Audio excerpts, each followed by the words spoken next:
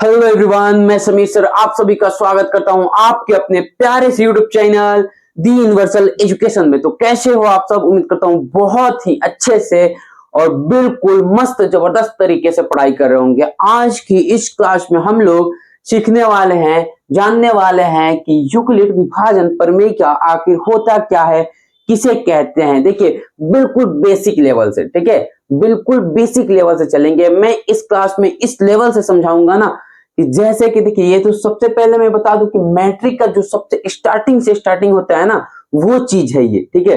तो मैं ये समझकर चलूंगा कि आप सब जितने भी बच्चे हैं इस क्लास में, उन लोगों को कुछ भी नहीं आता है इस बारे में, उस लेवल से मैं आज की इस क्लास में समझाने वाला हूं, ठीक है। तो देखिए यूक्लिड विभाजन प्रमेय क्या, ठीक है, प्राचीन यूनान के एक बहुत ही प्रसिद्ध गणितज्ञ, ठीक है, जिन्होंने एक विभाजन की प्रक्रिया करने के लिए एक सिद्धांत दिया, कथन दिया, जिसे उन्होंने नाम रखा यूक्लिड विभाजन प्रमेय का। क्या नाम रखा, क्या नाम दे दिया?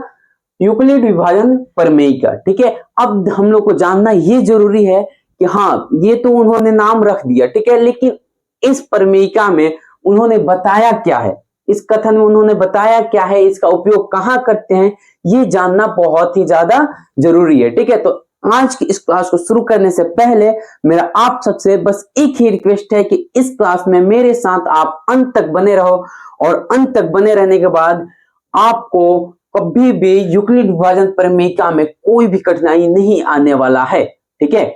और अंत तक बने रहते हो, अच्छा लगता है आज का क्लास तो एक लाइक कर देना, और चैनल को सब्सक्राइब करके बेल आइकन को दबाना बिल्कुल मत भूलिएगा, ताकि हमेशा मेरा जो भी क्लास हो मैथ का, साइंस का, वो सबसे पहले आपके पास पहुंचता रहे और आप उसको बिल्कुल भी मिस ना कर सके। तो चलिए जानते हैं कि यूक्लिड विभाजन प्रमेय का आखिर होता क्या है, कहते किसको है। तो देखिए दोस्तों, अगर हम लोग देखें कि यूक्लिड विभाजन प्रमेय का आखिर होता क्या है, इस प्रक्रिया में क्या क्या होता है, तो देखिए यहां पे समझिए कि यह एक कथन है। क्या है? यह एक कथन है जो बताता है कि किसी धनात्मक पूर्णांक ए को, किसी धनात्मक पूर्णांक ए को, यहां पर ए जो है, ठीक है, वो इंडिकेटर का काम करता है। कोई भी संख्या हो सकता है, एक जगह पे कोई भी संख्या हो सकता है।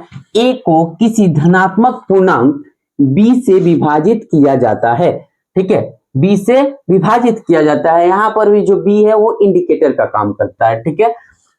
तो अद्वितीय पूर्णांक क्यू यानी जो भागफल है, और आर जो कि शेषफल है, प्राप्त होता है, ठीक है।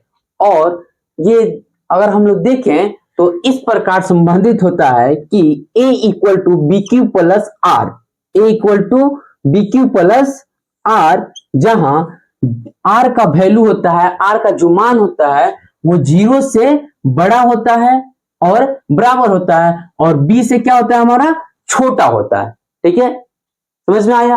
नहीं आया? कोई बात नहीं, मैं फिर से एक बार और समझाता हूं, ठीक है, आप भी मेरे साथ बोलते रहिए, ठीक है। देखिए यह एक क्या है, कथन है।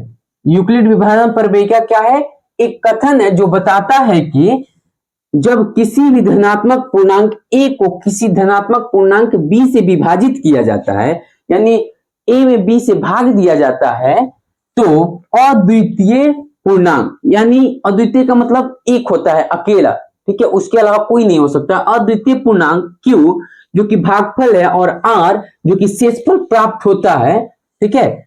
और देखिए हम लोग तो जो इस प्रकार से संबंधित है कि A equal to B Q plus R, और जहां आर का जो वैल्यू होता है, मान होता है, वो हमारा कितना होता है, तो 0 से बड़ा और बराबर तथा बी से छोटा होता है। देखिए यहां पे आप बहुत बच्चों को क्या डाउट रहता है कि सर ये जो है ना, ये हमको साइंस समझ ही में नहीं आता है।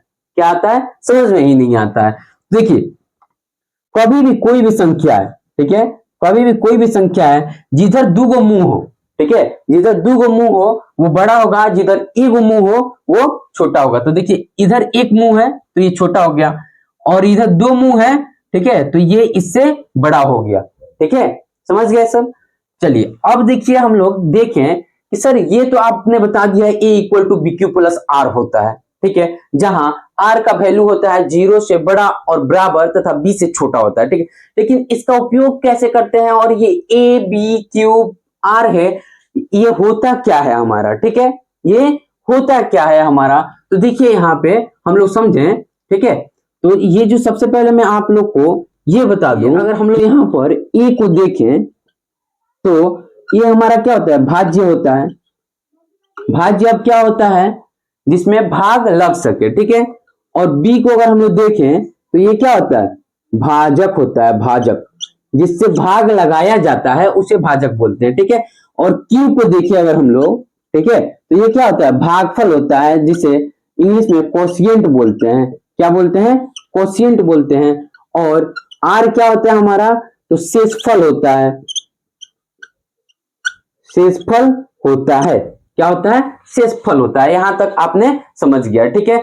अब मैं बताऊं कि ये सर जो लिखा है आपने, ठीक है, तो ये है कैसे, किस प्रकार से होता है, इसका उपयोग कैसे करते हैं, कहाँ करते हैं, क्यों करते हैं। देखिए मैं सबको समझाने वाला हूं, बस आप पेशेंस रखिए, ठीक है, बिल्कुल आराम से बस देखते चलिए, बहुत ही इजी तरीके से समझाने वाला हूं, ठीक है। ये आपने समझ गया, ठीक है। अब देखिए मैं बोलूं किसी भी संख्या को ले लो, जैसे 5 में 2 से भाग कर रहे हैं हम, कितना, 5 में 2 से भाग कर रहे हैं, ठीक है। आप सबको भाग आता होगा, ठीक है। अगर नहीं आता है तो मेरे इस चैनल में जाकर एक बार जरूर से देख लेना, ठीक है। देखिए अब देखें तो 2 दूना कितना होता है, 4 होता है, एक शेषफल आ गया, ठीक है। तो ये जो है हमारा जिससे भाग दे रहे हैं वो क्या हो जाएगा, b, यानी हमारा भाजक हो जाएगा। जिसमें भाग लग रहा है यानी 5, ये हमारा a हो जाएगा, भाज्य हो जाएगा। और ये जो हमारा 2 निकल के आया है भागफल, वो हमारा q हो जाएगा। और ये जो r है, ठीक है, ये जो शेषफल बच गया है वो हमारा r है, ठीक है। तो इसको हम लोग, इसी चीज को हम लोग सजाते हैं, ठीक है, निकालते हैं। तो देखिए a equal to B Q plus R, ठीक है। यहां देखिए a की जगह पे 5 हो गया और b की जगह पे ये 2 हो गया भाजक, ठीक है। और q की जगह पे ये 2 हो गया, यानी देखिए ये यहाँ कुछ नहीं है ना, तो यहाँ पे एक डॉट छुपा रहता है जो कि गुना का काम करता है। किसका काम करता है, जो कि गुना का काम करता है, ठीक है। और उसके बाद यहाँ पे जो शेषफल है वो हमारा 1 है, तो शेषफल को जोड़ देंगे। अब देखिए अगर देखा जाए तो ये दोनों बराबर ही, ठीक है। क्या है, इधर भी 5 है, इधर भी 5 है, यानी 2 दूना 4 और 1 5 हो गया, ठीक है। इसीलिए इस फॉर्म पे करते हैं, ताकि ये, मैं बोला हूं ना, ये एक क्या है, कथन है, सिद्ध किया हुआ कथन है, ठीक है। जैसे मैं बोलूं कि यहाँ पे बोल रहा है r का मान क्या होना चाहिए, 0 से बड़ा और बराबर होना चाहिए और b से छोटा होना चाहिए, ठीक है। तो यहाँ जो r है वो हमेशा क्या होना चाहिए, 0 हो सकता है, ठीक है, या फिर 0 से बड़ा हो सकता है, कभी भी 0 से कम नहीं हो सकता है, यानी निगेटिव में कभी भी नहीं आ सकता है। यहाँ पे -1 कभी भी नहीं आ सकता है, ठीक है। पूरे जीवन में -1 कभी नहीं आएगा, ठीक है। कभी भी आएगा तो क्या आएगा, 0 आ सकता है, 1 आ सकता है, 2 आ सकता है, 3 आ सकता है, 4 आ सकता है। और जब भी आएगा तो हमेशा b से क्या होगा, छोटा होगा। यानी ये जो है ना, ये हमारा भाजक है, ठीक है, इससे हमेशा छोटा होगा। 2 से इसमें भाग लगा रहे हैं ना, तो यहाँ पे जब भी हमारा रिमाइंडर आएगा, शेषफल आएगा, तो वो हमेशा 2 से छोटा ही रहेगा। क्या रहेगा, हमेशा 2 से छोटा ही रहेगा, ठीक है। तो उम्मीद करता हूं ये आप लोग को बहुत ही अच्छे से समझ में आ गया, ठीक है। अब देखिए इसका हम लोग प्रयोग कैसे करते हैं, ठीक है। मैं इसको फिलहाल में क्या करता हूं, मिटा देता हूं, ठीक है। देखिए आप लोग को मैट्रिक क्लास में पूछता क्या है, ठीक है, कि परमेयिका का उपयोग हम लोग कहां करते हैं। तो जैसे मैं बोलूं, कोई भी क्वेश्चन ले लो। देखिए दोस्तों हमारे सामने एक क्वेश्चन है, ठीक है, जो कि बोल रहा है 25 और 20 का HCF ज्ञात कीजिए, ठीक है, यूक्लिड विभाजन प्रमेयिका से। तो देखिए इससे यूक्लिड विभाजन जो प्रमेयिका होता है ना, उससे हम लोग ज्ञात नहीं करते हैं, ठीक है, बस फॉर्मेट लिखते हैं, ठीक है। ये प्रक्रिया नहीं है, ये एक क्या है, कथन है, ठीक है। प्रक्रिया बिल्कुल नहीं हो सकता है। इसको हम लोग ऐसे लिख सकते हैं, ठीक है, जैसे 25 इक्वल टू 20। अब 20 से 25 में कितना बार में भाग लगेगा, तो एक बार में, ठीक है। तो इसलिए गुना में क्या कर देंगे, 1 कर देंगे। जैसे कि मैं यहां पे बोलूं 20 से 25 में भाग दो, तो एक बार में आएगा, आएगा कि नहीं आएगा। और 5 हमारा शेषफल बच जाएगा, तो ये क्या होगा, 20 गुने 1 और प्लस कितना है, शेषफल हमारा 5 है। बस ये जो है यही है हमारा क्या, a equal to B Q plus R. ये जो फॉर्मेट है ना, ये बस फॉर्मेट देता है, ठीक है।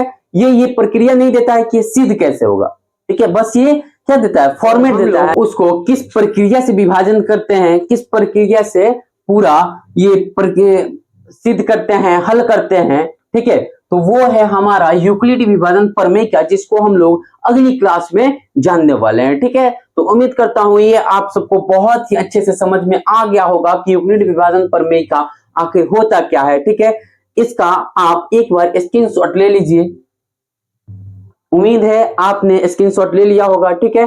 तो आज का क्लास कैसा लगा है यह कमेंट में जरूर से बताइएगा, और अगर अच्छा लगा है तो एक लाइक करने के साथ साथ चैनल को सब्सक्राइब करके बेल आइकन को दबाना बिल्कुल मत भूलिएगा, ताकि हमारे आने वाले हर एक क्लास का अपडेट सबसे पहले आप तक पहुंचता रहे। और साथ ही साथ इस क्लास को अपने एक प्रिय मित्र के पास जरूर से शेयर कर दीजिएगा, क्योंकि उसको भी ये पता चल सके कि हमारा यूक्लिड विभाजन प्रमेय के आखिर होता क्या है, ठीक है। तो आज इस क्लास को यहीं तक रहने देते हैं और फिर मिलते हैं अगली क्लास में। तब तक के लिए हंसते रहिए, मुस्कुराते रहिए और बिल्कुल मन लगा के मस्त तरीके से पढ़ाई करते रहिए। जय हिंद दोस्तों।